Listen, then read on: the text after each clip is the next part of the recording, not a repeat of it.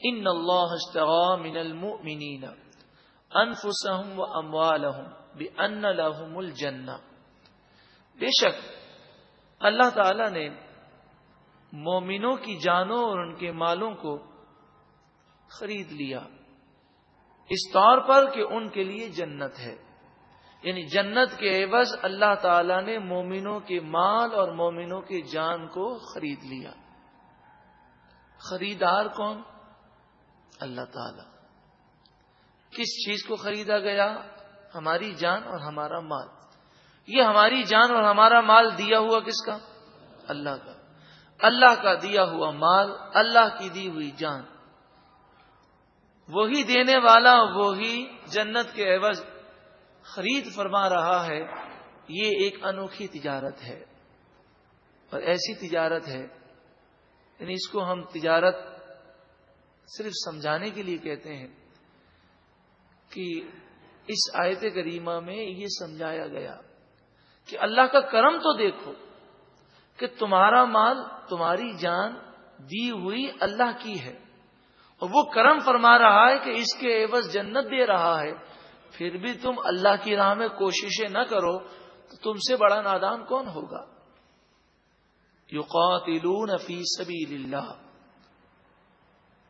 وہ اللہ کی راہ میں جہاد کرتے ہیں، فیقتلون، پس وہ کافروں کو قتل کرتے ہیں، ویقتلون، اور وہ قتل کیے جاتے ہیں یعنی شہید ہوتے ہیں۔ تو کافروں کو قتل کرتے ہیں تو غازی بنتے ہیں، خود قتل ہو جاتے ہیں تو شہید ہو جاتے ہیں، جان اور مال اللہ کی راہ میں دیتے ہیں۔ وعدن علیہ حقا فی التوراۃ والانجیل والقرآن، یہ سچا وعدہ ان سے کیا گیا توریت میں بھی، انجیل میں بھی اور قرآن پاک میں بھی۔ ومن اوفى بعہدہ من اللہ، اور اللہ سے بڑھ کر وعدہ پورا کرنے والا کون ہے؟ یقیناً وہی سب سے بڑھ کر وعدہ پورا کرنے والا ہے۔ اور جب اس نے تم سے جنت کا وعدہ کیا، فاستبشروا، پس تم خوشیاں مناؤ، ببیعکم الذی بایعتم بہ، اس سودے کی جو تم نے اللہ تعالی سے کیا، وذالک هو الفوز العظیم، اور یہی سب سے بڑی کامیابی ہے۔ اللہ تعالی ہمیں بھی یہ کامیابی عطا فرمائے۔ اللہ کی راہ میں کوشش کرنے والے اور جنت حاصل کرنے والے کون لوگ ہیں؟ التائبون، توبہ کرنے والے، العابدون، عبادت کرنے والے، الحامدون، حمد کرنے والے، اللہ کی تعریف کرنے والے، السائحون، روزے رکھنے والے، الراکعون، رکوع کرنے والے، الساجدون، سجدے کرنے والے، الآمرون بالمعروف، نیکی کا حکم دینے والے، والناہون عن المنکر، برائی سے روکنے والے، والحافظون لحدود اللہ، اور اللہ کی حدوں کی حفاظت کرنے والے۔ وبشر المؤمنین، اے محبوب ان مومنوں کو خوشخبری سنا دیجئے۔ اللہ تعالیٰ ان اوصاف کا ہمیں بھی حامل بنا دے۔ ذرا غور کریں، التائبون، توبہ کرنے والے، سچی پکی توبہ اللہ تعالیٰ ہم سب کو نصیب فرمائے۔ العابدون، عبادت کرنے والے، اللہ تعالیٰ ہمیں عبادت کا ذوق و شوق عطا فرمائے۔ الحامدون، اللہ کی حمد و ثنا شکر کرنے والے، اللہ تعالیٰ ہمیں ہر وقت ذکر کرنے والی زبان عطا فرمائے اور ذکر کرنے والا دل عطا فرمائے۔ السائحون، روزے رکھنے والے، مفسرین فرماتے ہیں فرض روزوں کے علاوہ وہ نفلی روزے بھی رکھتے ہیں، تو اس سے نفلی روزے کی فضیلت بھی ثابت ہوتی ہے۔ تو جتنا ہو سکے نفلی روزے رکھے جائیں، خصوصاً 9 محرم اور 10 محرم، یا 10 محرم اور 11 محرم، اس طرح 2 روزے رکھنا بہت ہی زیادہ باعث فضیلت ہے۔ الراکعون، رکوع کرنے والے، الساجدون، سجدے کرنے والے، اللہ ہمیں بھی رکوع اور سجدوں کی لذتیں عطا فرمائے۔ الآمرون بالمعروف، نیکی کا حکم دینے والے، والناہون عن المنکر، برائی سے روکنے والے۔ اللہ تعالی ہمیں بھی نیکی کا حکم دینے والا اور برائی سے روکنے والا بنا دے۔ قرآن پاک کی دعوت عام کرنے کا ہم سب کو جذبہ عطا فرمائے۔ والحافظون لحدود اللہ، یہ ایک جملہ ہے اور آیت کا ایک جز ہے، مگر ساری شریعت اس میں موجود ہے۔ اللہ کی حدوں کی حفاظت کرنے والے، جو حرام ہے اس سے بچا جائے، جو مکروہ تحریمی ہے اس سے بچا جائے، جو فرض ہے اس کی پابندی ہو، جو واجب ہے اس کی پابندی ہو، جو سنت مؤکدہ ہے اس کی پابندی ہو، شریعت کی پابندی کرنے والے، ایسے لوگوں کو اے محبوب آپ جنت کی خوشخبریاں سنا دیں۔ ما کان للنبی والذین آمنوا ان یستغفروا للمشرکین، نبی صلی اللہ علیہ وسلم اور مومنوں کے لیے یہ درست نہیں کہ وہ مشرکوں کے لیے استغفار کریں۔ وَلَوْ كَانُوا أُولِي قُرْبَى مِن بَعْدِ مَا تَبَيَّنَ لَهُمْ أَنَّهُمْ أَصْحَابُ الْجَحِيمِ، اگرچہ وہ مشرک کافر قریبی رشتہ دار ہوں، اس کے بعد کہ ان مسلمانوں کے لیے حق واضح ہو گیا اور یہ بات ظاہر ہو گئی کہ کافر مشرک جہنمی ہے۔ اس آیت کریمہ کے تحت مفسرین فرماتے ہیں کہ جو کافر ہے یا مشرک ہے، چاہے والدین میں سے ہو چاہے رشتہ داروں میں سے ہو، اس کے لیے بخشش کا سوال کرنا، مغفرت کی دعا کرنا کفر ہے۔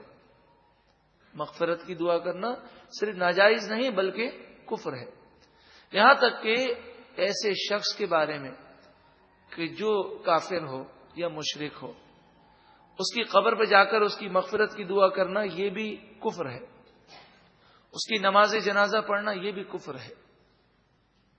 تو یہاں سوال یہ ہوتا ہے کہ حضرت ابراہیم علیہ السلام نے اپنے چچا کے لیے مغفرت کی دعا کی تھی، حالانکہ آپ کا چچا مشرک تھا۔ تو اس کا جواب قرآن مجید فقان حمید نے یہ ارشاد فرمایا کہ یہ اس وقت تھا کہ جب آپ کو منع نہیں کیا گیا تھا، اور آپ کے سامنے جب یہ ظاہر ہو گیا کہ یہ پکا مشرک ہے، ایمان نہیں لائے گا، اور آپ پر جب یہ حکم نازل ہو گیا تو اس کے بعد پھر آپ نے اس مشرک کے لیے بخشش کا سوال نہیں کیا۔ وما کان استغفار ابراہیم لابیہ، لیکن قرآن پاک میں اب کا لفظ ہے، والد کا لفظ نہیں ہے، کیونکہ والد سگے باپ کو کہتے ہیں اور اب کے معنی وسیع ہیں۔ اب سگے باپ کو بھی کہتے ہیں، دادا کو بھی کہتے ہیں، چچا کو بھی کہتے ہیں، تایا کو بھی کہتے ہیں، پر دادا کو بھی کہتے ہیں۔ قرآن و حدیث میں لفظ ابن ان 4-5 معنوں کے لیے استعمال ہوا ہے۔ تو جب نبی اکرم صلی اللہ علیہ وآلہ وسلم کی صحیح حدیث پاک موجود ہے، آپ فرماتے ہیں، یعنی اپنے متعلق فرماتے ہیں کہ میرے آباء و اجداد میں کوئی مشرک و کافر نہیں گزرا۔ تو حضرت ابراہیم علیہ السلام حضور کے آباء و اجداد میں سے ہیں، پھر یہ سلسلہ آدم علیہ السلام تک جاتا ہے۔ تو ابراہیم علیہ السلام کے والد بھی مسلمان تھے، یہ تو آپ کا چچا ہے آزر، اور والد کا نام طارق مورخین نے بیان کیا۔ بعض نے یہ کہا کہ طارق اور آزر جو ہے یہ دونوں ایک ہی تھے، اور اصل میں نام تو طارق تھا، آزر اس لیے کہتے تھے کہ وہ بت تراش تھے۔ یہ باتیں سب امام جلال الدین سیوطی الشافعی علیہ رحمہ، جو عظیم مفسر گزرے ہیں، عظیم محدث گزرے ہیں، آج سے 500 سال قبل، 911 ہجری آپ کا سن وصال ہے، آج سے 500 سال قبل آپ نے کئی دلائل اور احادیث طیبہ کے حوالوں اور کئی علماء کے مستند علماء اور بزرگان دین کے اقوال کی روشنی میں آپ نے ان باتوں کو من گھڑت قرار دیا ہے۔ آپ فرماتے ہیں طارق الگ شخص کا نام ہے، آزر الگ شخص کا نام ہے۔ طارق حضرت ابراہیم علیہ السلام کے والد تھے جو مسلمان تھے، اور آزر جو ہے آپ کا چچا تھا جو کہ مشرک تھا جس کو قرآن مجید فرقان حمید نے لفظ اب اس کے لیے استعمال کیا، چچا کے لیے عربوں کی عادت کے مطابق. وما كان استغفار ابراہیم لأبیہ، ابراہیم علیہ السلام نے اپنے چچا کے لیے جو مغفرت کا سوال کیا، الا عن موعدہ، یہ ایک وعدے کی وجہ سے تھا کہ آپ نے یہ وعدہ کیا تھا کہ میں آپ کے لیے مغفرت کا سوال کروں گا، تو اللہ تعالی نے یہ وعدہ پورا کرنے کی آپ کو اجازت دی. وعدہا ایاہ، خاص آپ نے اس کا اس سے وعدہ فرمایا تھا. فلما تبین لہ، پھر جب ابراہیم علیہ السلام کے لیے ظاہر ہو گیا، انہ عدو للہ، کہ بے شک وہ اللہ کا دشمن ہے، تبرأ منہ، تو آپ اس سے بری ہو گئے، اپنا تعلق آپ نے اس سے توڑ دیا. ان ابراہیم لأواہ حلیم، ابراہیم علیہ السلام کے متعلق فرمایا کہ بے شک ابراہیم علیہ السلام ضرور بہت نرم دل اور بہت حلم والے تھے. اواہ کے معنی ہوتے ہیں آہیں بھرنے والا. تو آپ کسی کو تکلیف میں دیکھتے تو اس کی تکلیف کو اپنی تکلیف محسوس کرتے.